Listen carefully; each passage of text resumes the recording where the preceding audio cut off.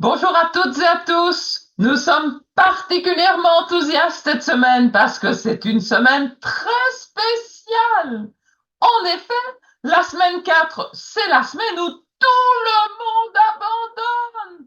Et oui, la semaine 4 est la semaine où on abandonne. Soit on abandonne la formation, soit on abandonne le fait de ne faire que 60, 70, 80 ou 90% des exercices et on se met à les faire à 100%.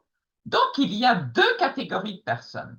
Celles qui abandonnent la formation et celles qui abandonnent le fait de ne faire que 60, 80 ou 90% des exercices et qui se mettent à faire 100% des exercices.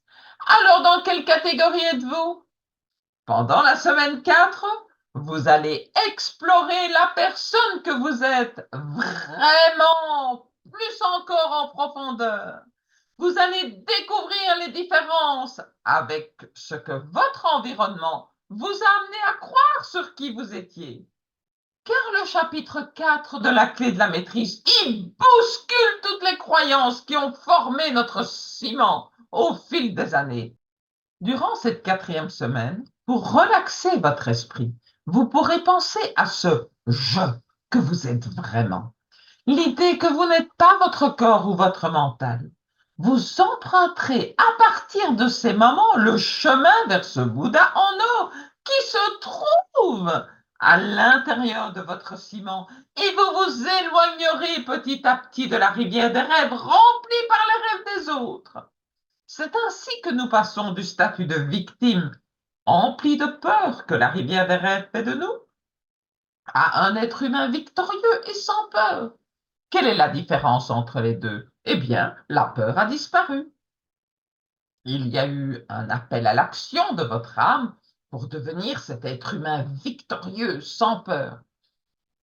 Le fait de résister à cet appel à l'action n'est pas bon pour vous, car c'est votre âme qui vous pousse à ressusciter dans cet être de lumière que vous êtes vraiment et qui est supposé s'exprimer ici et maintenant à chaque instant de sa vie.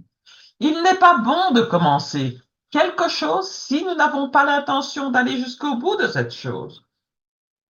En effet, en 4.12 de la clé de la maîtrise nous dit, lorsque nous commençons quelque chose et que nous ne le terminons pas, ou lorsque nous prenons une bonne résolution et que nous ne la respectons pas, nous formons une habitude d'échec, un échec absolu et honteux. Vous voyez, ceci est la raison d'être des fiches et des exercices de lecture. Si vous n'avez pas l'intention de finir quelque chose, alors ne commencez pas.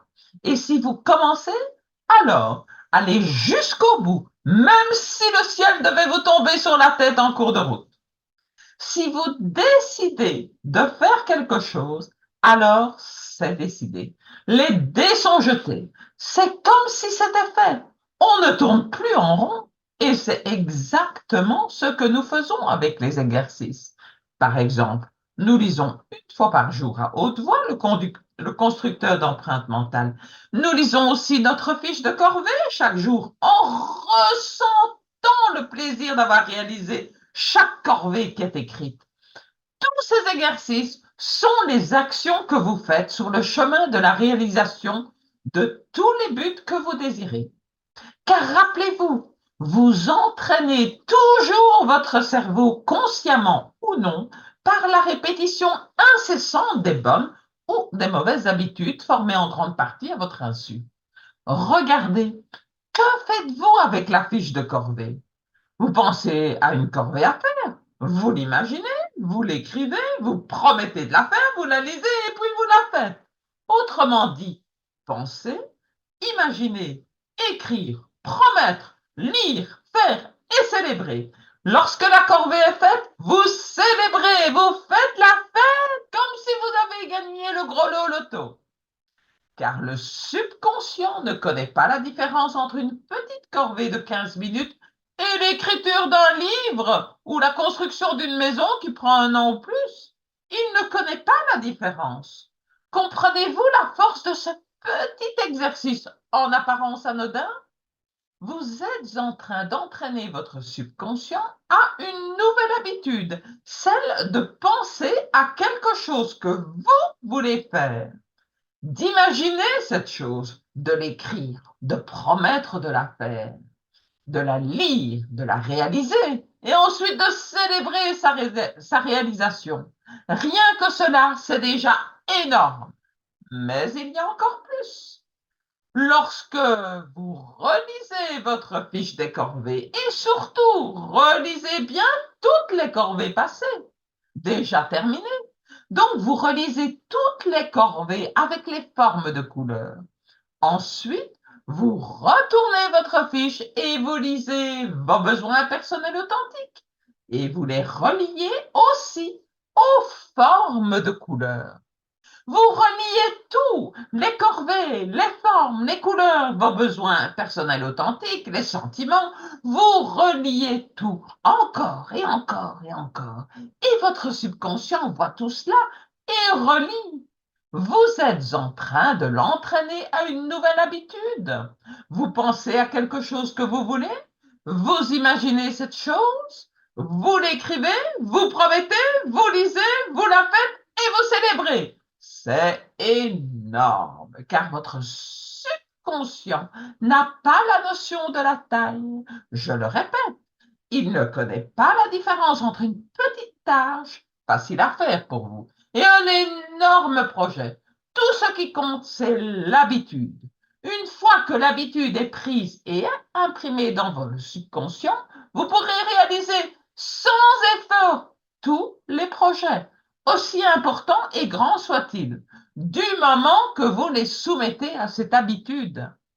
Donc aujourd'hui, vous êtes en train de former une nouvelle habitude avec la fiche de corvée et les autres exercices. Dans quelques semaines, nous allons monter les enchères. Comment pouvez-vous y arriver en quelques semaines seulement? En utilisant les émotions et les sentiments. Vous allez lire dans la clé de la maîtrise en 4 paragraphe 27. Il découle évidemment de ceci que si vous voulez exprimer le pouvoir, l'abondance ou n'importe quel autre but constructif, il vous faut faire appel aux émotions pour donner du sentiment à la pensée et lui permettre de prendre forme. Comment procéder? C'est un point essentiel. Comment développer la foi, le courage et le sentiment qui engendreront l'accomplissement? Et la réponse à cette question est donnée dès le paragraphe suivant, au 4 paragraphe 28. Par l'exercice, la force mentale s'obtient exactement de la même manière que la résistance physique par les exercices. Vous voyez, c'est la raison pour laquelle vous faites vos exercices avec enthousiasme et émotion chaque jour. Une bonne habitude correspond à une bonne force mentale. Une mauvaise habitude correspond à une mauvaise force mentale. Anne l'enchaîne. Nous pensons à quelque chose, peut-être avec difficulté la première fois. Nous pensons une nouvelle fois à la même chose et cela devient plus facile la fois suivante. Nous y pensons encore et cela devient une habitude mentale. Nous continuons à penser à la même chose. Finalement, cela devient automatique. Nous ne pouvons plus nous empêcher de penser à cette chose. Nous sommes positifs par rapport à ce que nous pensons. Il n'y a plus de doute à avoir. Nous sommes sûrs, nous savons. Donc, reliez ce que vous lisez dans la deuxième vérité de vivre dans la grandeur sur l'imagination, reliez cela avec penser, imaginer, écrire, promettre, lire, faire et célébrer, car un comportement qui est récompensé est répété. Et c'est vous qui créez l'habitude. Et pour vous aider à accélérer la construction de cette habitude, nous allons faire cette semaine un tour de magie. À partir de maintenant, nous allons remplacer le terme corvée par le terme service. Pas de différence dans les tâches que vous choisirez, mais cette fois, au lieu de l'appeler corvée, vous l'appellerez service. Percevez-vous la différence de ressenti quand vous dites service au lieu de corvée. Normalement, pour tout le monde, une corvée, c'est quelque chose de plutôt pénible qu'on aimerait ne pas faire si nous pouvions y échapper. Mais un service, qui n'aime pas rendre service? Rendre un service à vos proches, à votre famille. Vous décidez cette semaine de ranger la vaisselle à la place de votre conjoint, dont c'est habituellement la tâche. Vous lui rendez ce service. Comment vous sentez-vous? Vous voyez, c'est la même action. Ranger la vaisselle, quelque chose de pas spécialement passionnant, mais en l'appelant service au lieu de corvée, vous changez l'émotion qui y est attachée et votre subconscient va vous donner une toute autre réponse au niveau de l'action. Et rappelez-vous encore une fois, votre subconscient ne prend pas de décision par rapport à la taille. Aucune. Il ne connaît pas la différence entre générer un revenu de 500 euros par mois et de 5000 euros par mois. Si vous pensez, imaginez, écrivez, promettez, lisez, faites et célébrez, cela se produira, c'est tout. Promener son chien chaque jour ou construire la maison de ses rêves au bord de la plage ou écrire un livre, il le fera avec la même facilité. Il fera tout ce que vous lui dites de faire. Donc, 100% d'entre vous vont abandonner. Et maintenant, vous comprenez pourquoi je peux le dire avec une telle certitude et une telle conviction, car vous allez abandonner la pratique de ne faire que 80 ou 90% des exercices. Vous êtes au seuil de la grandeur. La source de l'habitude est ici. Et vous êtes en train de créer une nouvelle habitude. Et quand vous le faites, vos actions changent. Et quand vos actions changent, vos résultats changent.